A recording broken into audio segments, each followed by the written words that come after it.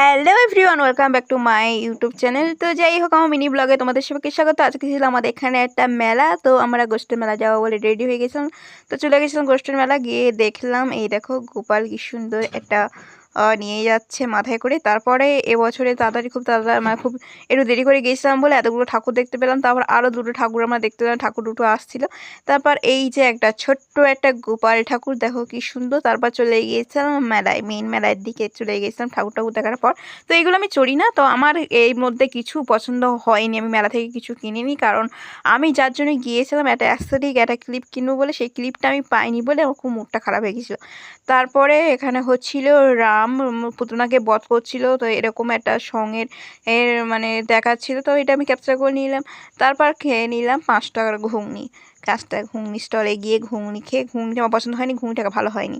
তো ভিডিও ভালো লাগলো অবশ্যই লাইক করে দিও, চ্যানেলটাকে সাবস্ক্রাইব করে দিও। বাই।